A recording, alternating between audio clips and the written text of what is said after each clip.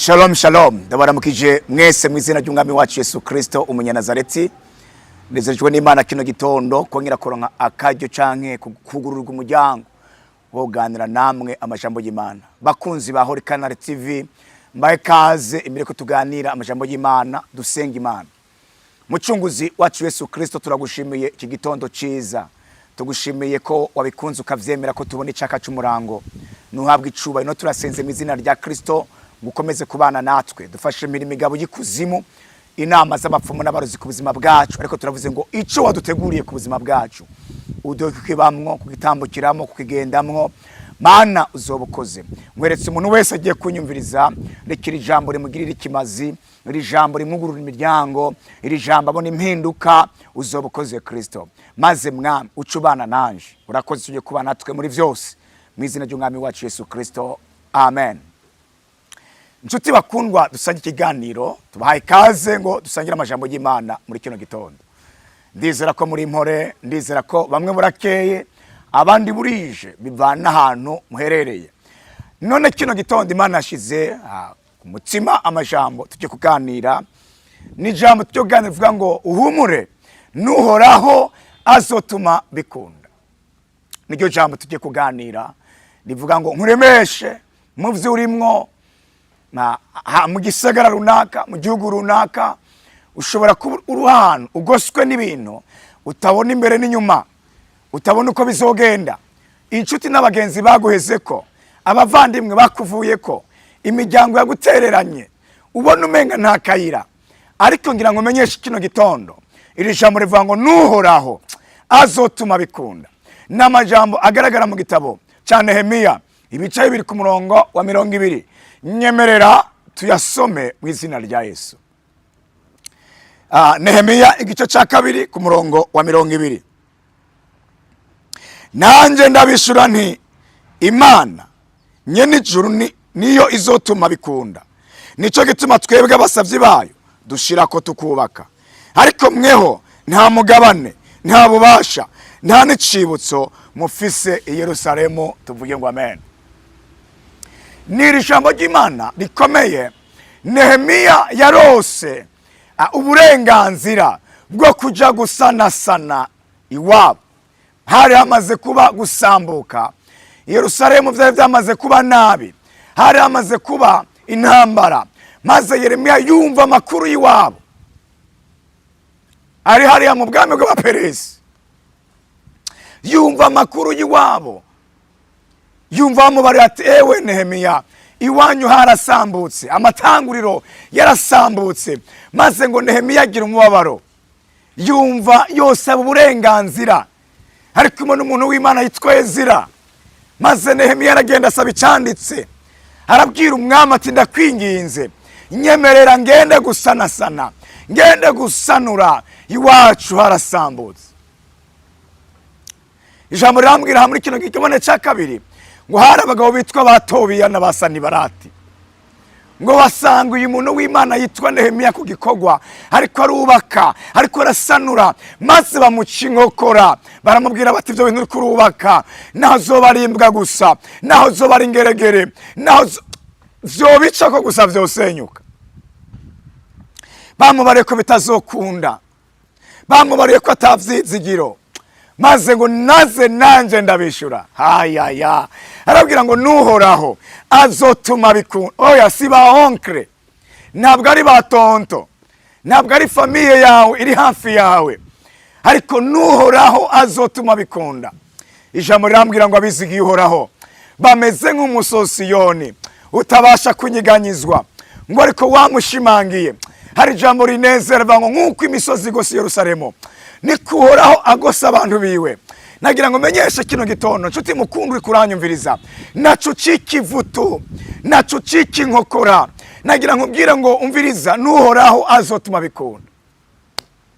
Bakubariye ko ata mariage, bakubariye ko ubugeni atabwo, bakubariye ko ata fiance uzoronka, bakubariye ko atanze uzogira, bakubwiye ko atakaza uzoronka, bakubwiye ko vyarangiye, bakubwiye ko ari ahantu babipfundikiye, bamaze igihe kubwira ngo uri mu gasumo ka Mwaro, bakubwiye ko bakuroze. Ndahari nk'umuntu w'Imana iki gitondo ariko aravugisha kuri wewe, nagira ngo mbwira ngo n'Uhoraho azotuma bikunda. Arafise akandi kayira yateguye ku buzima bwawe. Hari yindi nzira Yesu yisigarije, yayihishije ababaya, yayihishije abansi bawe.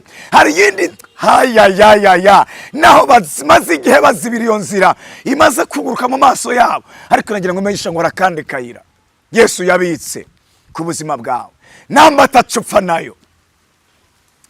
Biravuga ngo umuntu adasenga wese yama mu vyaha vyiwe, namba atacupfa nayo n'Uhoraho azotuma bikunda.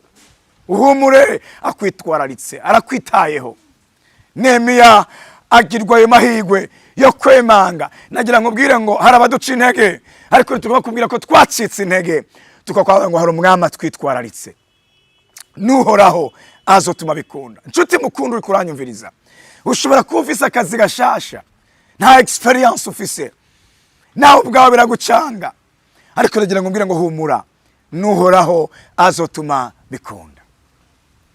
Birashoboka umaze igihe uri ngumbugumbashe, umaze imyaka 5 irenga bakwita umugeni, uguma wimuka muri quartier, vyizigiro vyararangiye. Nagira ngo bwira ngo mu bubiko bw'Imana haracari nk'abahungu n'abakobwa, n'Uhoraho azotuma bikunda. Bidafatiye ku myaka umaze, bakubwiye ngo igihe cyo guca kirageze, monopause iregereje, yohomura na sari Imana yamushitseho ihindura, n'Uhoraho azotuma bikunda. Niri jambo ry'Imana muri kino gitondo. Ushobora kuba uri mu mahanga, ushobora kuba vy'ukuri ahuri uriko wakira amakuru mabi gusa, ariko nagira ngo menyeshe ngo inyuma y'amakuru mabi ukuraronka hari irindi jambo ryo kuremesha. N'Uhoraho azotuma bikunda. Hindukira inyuma ubwira ayo majwi ariko akubwira ngo vyararangiye, hoha mubwire ngo n'Uhoraho azotuma bikunda. Hindukira ubwira wa muntu amaze igihe ariko aragusevya akubwira ko atavye, mubwire ngo n'Uhoraho azotuma bikunda. Ariko akubwira ngo akurekuye bizoca birangira, amaze imisi akubwira ko niyakurekura bizo. Nagira nkubwire ngo ufise imyaka ingahe, mwahuye ufise imyaka ingahe, iyabanye nawe ugifise imyaka ubusa ukivuka, iyabanye nawe ufise imyaka 2, ufise imyaka 3, ufise imyaka 10, nagira nkubwire ngo nawe ugingo iracitwa Imana, mubare ngo n'Uhoraho azotuma bikunda. Yesu mwami abaho umugisha. Ntukore icyaha kubera ibihe, ntugugwe n'abantu ngo utivyizigiro. Hahirwa abantu bizera Uhoraho, haleluya. Hahirwa abantu bafise ivyizigiro babishize ku Mana, n'Uhoraho azotuma bikunda. Uyo mushere umaranye iminsi amaze igihe akwigenza ko akubwira ngo hamwe yo kurekura vyorangira, hindukira umubwire ngo haheze igihe gito tumenyanye, hari yabanye nanje tutaramenyana, n'Uhoraho azotuma bikunda. Yesu mwami baho umugisha. Nkundira ngo usengera Imana. Mana data wa twese uri mu ijuru, nyene iteka Imana ikomeye, ndasenze mu izina rya Kristo umwami wacu. Ndasengeye uyu muntu ariko arantegera, ariko aranyumviriza, yaba uri hafi cyangwa uri kure, ndamusengeye mu izina rya Kristo umwami wacu. Acitse intege, bamubwiye ko bitazokunda, batobiya basa nibarati, bamaze igihe bamuha amakuru mabi, ariko ndasenze remeshe uyu muntu mwami, mubwire ngo haracari ibindi vyizigiro, mubwire ko mufitiye imigambi myiza, mufata ukuboko, tangaza abapfumu n'abarozi mu izina rya Kristo, ubabwire ngo n'Uhoraho azotuma bikunda mu izina rya Kristo, kuko tuzi ko twiyumvira ko ivyiyumviro vyiza atari ivyiyumviro vy'ivyabo. Ndasengeye umukobwa, ndasengeye umumama, ndasengeye umugabo, ndasengeye umusore ariko aracika inkokora, mu izina rya Kristo umwongere ubikundi kwizera. Mana uzobukoze. Ndagushimiye kuvyumvise, ndagushimiye kubafasha amaboko mu izina ry'umwami wanje Yesu Kristo. Amen. Imana ibahe umugisha, mugire umunsi mwiza. Shalom shalom.